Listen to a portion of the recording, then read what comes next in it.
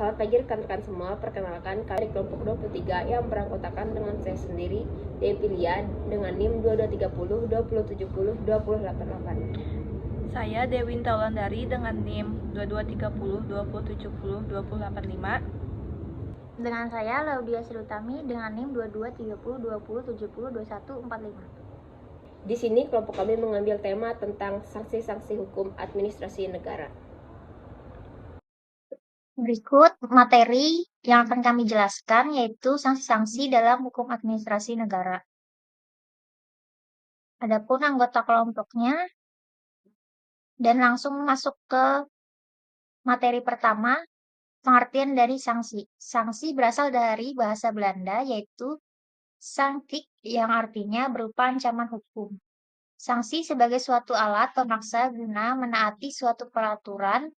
Sanksi menurut Ten Berge menyebutkan bahwa sanksi merupakan inti dari penegakan hukum administrasi. Sanksi biasanya diletakkan di bagian akhir di setiap peraturan. Selanjutnya, sanksi dalam hukum administrasi negara. Yang pertama ada menurut P. Dehan dan kawan-kawan, yaitu sanksi administrasi merupakan penerapan kewenangan pemerintahan di mana kewenangan ini berasal dari aturan hukum administrasi tertulis dan tidak tertulis. Yang kedua, menurut G.B. G.M. Ten Berge, yaitu sanksi merupakan inti dari penegakan hukum administrasi. Sanksi diperlukan untuk menjamin penegakan hukum administrasi. Selanjutnya, Unsur sanksi dalam hukum administrasi negara yang pertama yaitu alat kekuasaan. Unsur ini berfungsi sebagai alat kekuasaan yang digunakan oleh pemerintah untuk menegakkan aturan dan norma hukum. Yang kedua yaitu bersifat hukum publik. Unsur ini memiliki arti dan dasar hukum yang kuat yang bertujuan untuk menjaga kepentingan umum serta ketertiban sosial. Yang ketiga yaitu digunakan oleh pemerintah. Unsur ini menunjukkan peran aktif pemerintah dalam menjaga kepatuhan terhadap peraturan yang ada seperti norma-norma hukum yang berlaku. Yang keempat yaitu sebagai reaksi atas ketidakpatuhan. Unsur ini bertujuan untuk memberikan efek jerah dan memastikan bahwa pelanggaran tidak terulang di masa depan. Selanjutnya, Jenis-jenis sanksi yang pertama ada sanksi reportior. Sanksi ini diterapkan sebagai reaksi atas pelanggaran norma yang ditunjukkan untuk mengembalikan pada kondisi semula atau menempatkan pada situasi yang sesuai dengan hukum. Yang kedua ada sanksi punitif. Sanksi ini digunakan semata-mata untuk memberikan hukuman pada seseorang yang melanggar peraturan. Yang ketiga ada sanksi regresif. Sanksi ini diterapkan sebagai reaksi atas ketidakpahaman terhadap ketentuan yang terdapat pada ketetapan yang telah diterbitkan. Selanjutnya, macam-macam sanksi. Yang pertama ada Bestuursdwang atau paksaan pemerintah, yaitu bentuk tindakan administratif yang dilakukan oleh pemerintah untuk memastikan kepatuhan terhadap peraturan perundang-undangan.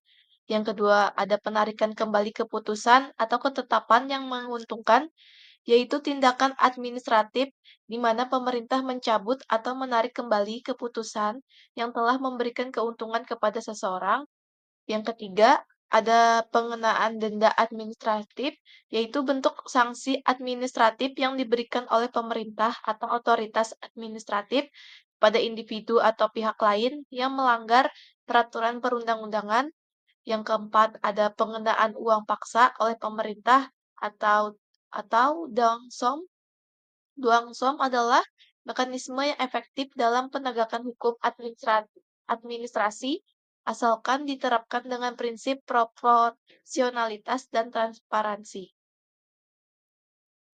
selanjutnya itu contoh penerapan sanksi dalam hukum administrasi negara, yaitu yang pertama, paksaan pemerintahan atau Bestuurdwang.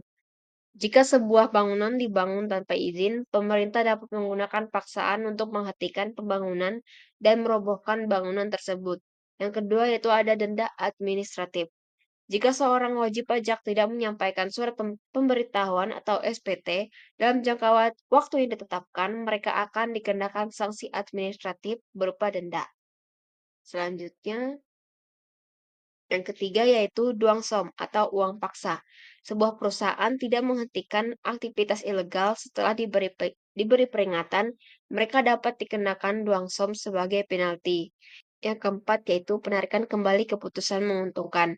Jika sebuah perusahaan menerima subsidi tetapi kemudian terbukti melakukan penipuan, pemerintah berhak menarik kembali subsidi tersebut.